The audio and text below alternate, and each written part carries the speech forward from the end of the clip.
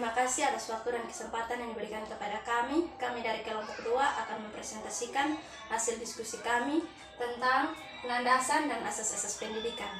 Perkenalkan, nama saya Maria Timotias. Saya Amor Renatan. Saya Satopa. Saya Suarni Dalkinsa.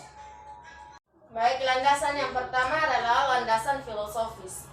Landasan filosofis adalah progresisme, esensialisme, presensialisme, dan konstruktivisme. Yang pertama adalah aliran filsafat progresisme. Progresisme adalah suatu kerangka dan perkumpulan yang didirikan pada tahun 1918. Yang kedua adalah aliran filsafat esensialisme. Esensialisme adalah pendidikan yang didasarkan kepada nilai-nilai kebudayaan. Dan yang ketiga adalah aliran filsafat pendidikan presensialisme. Presensialisme merupakan suatu aliran dalam pendidikan yang lahir pada abad yang ke-20. Keempat, aliran filsafat pendidikan konstruktivisme.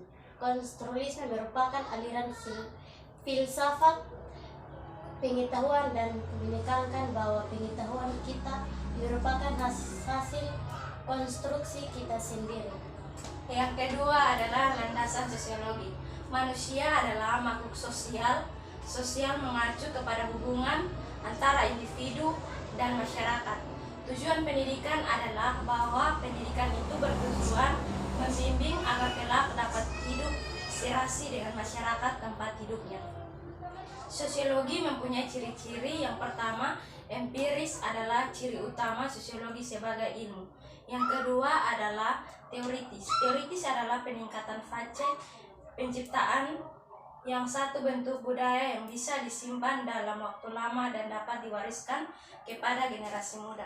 Yang ketiga adalah komunilatif. Komunilatif adalah konsekuensi yang terjadi di masyarakat. Berikut C, landasan ilmu, pengetahuan, dan teknologi. Pendidikan merupakan gejala sementara atau fenomena universal dan berlangsung sepanjang hayat. Pengetahuan atau kronologi adalah segala sesuatu yang dapat diperoleh melalui berbagai cara pengenderaan terhadap fakta, penalaran, intuisi, dan wahya. A, objektif. B, metodis. C, sistematis. D, universal. Ilmu sering dibedakan menjadi ilmu dasar dan ilmu terapan. Yang berikut D, landasan yurisil formal.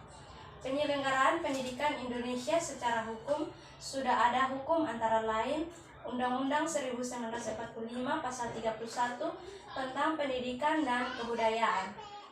Tujuannya untuk mengetahui tentang landasan dan asas pendidikan. Yang berikut asas-asas pendidikan.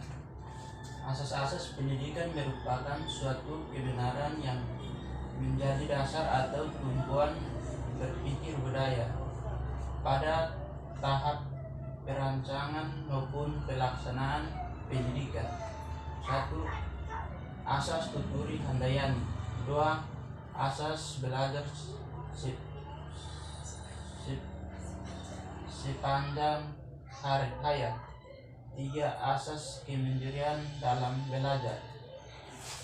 Kesimpulan asas-asas pendidikan, kita dapat mempelajari aliran dari filsafat dan juga dapat mempelajari asas-asas yang ada dalam pendidikan.